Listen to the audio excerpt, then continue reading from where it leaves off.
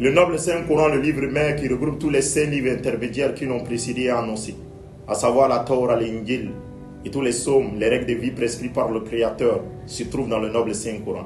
Frère, sœur, laisse-moi te dire que le noble Saint-Coran est le livre mère.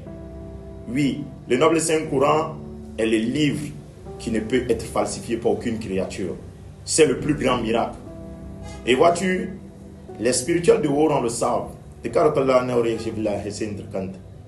Le noble Saint-Coran par excellence, c'est la deuxième création du Créateur.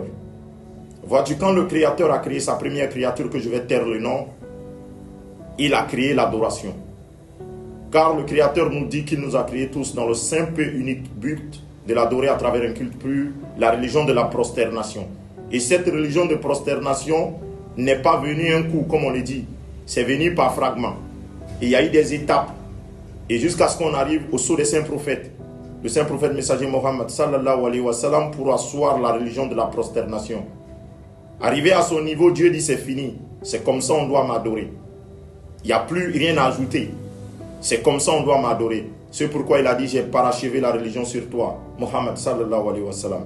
Donc frère, la Torah se trouve dans le Coran. L'Injil se trouve dans le Coran. En aucun cas ces livres sont en contradiction. La Torah est une partie du Coran. L'Injil est une partie du Coran. Donc ces livres-là ont précédé les mères. Quand je dis les livres mères, je veux dire que ce sont des livres qui sont nés dans le Coran.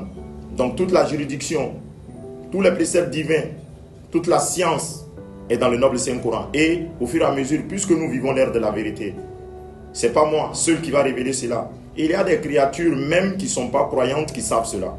Et je vais vous faire une confidence. La richesse que tu cherches là, de manière licite, est dans le noble Saint-Coran. Je dis bien de manière... La richesse que tu cherches de manière licite se trouve dans le noble Saint-Coran de par la miséricorde de Dieu sur sa guidance. La santé que tu recherches se trouve dans le noble Saint-Coran qui n'associe rien au Créateur suprême. Oui.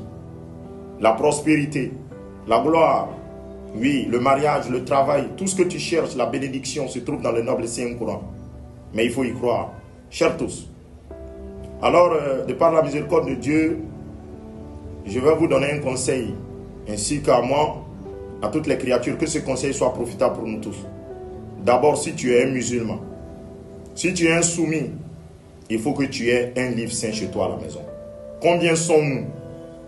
Ces musulmans-là, ces croyants-là qui n'ont même pas un noble Saint-Coran, le Coran ne coûte même pas cher.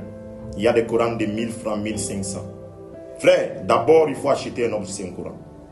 Et si tu as déjà un noble Saint-Coran, alhamdoulilah, et quand tu vas acheter ton noble Saint-Coran, tu prends le noble Saint-Coran, tu l'attrapes dans tes deux mains, tu fermes les yeux, tu récites la Fatiha 13 fois, la sourate mère, tu récites Ikhlas 7 fois, et tu fais ton repenti. Seigneur, j'ai fait ça, pardonne-moi. Seigneur, j'étais comme ça, pardonne-moi. Seigneur, je fume, éloigne-moi de la cigarette, de la drogue. Je consomme l'alcool, éloigne-moi de l'alcool. Tu fais ton repenti.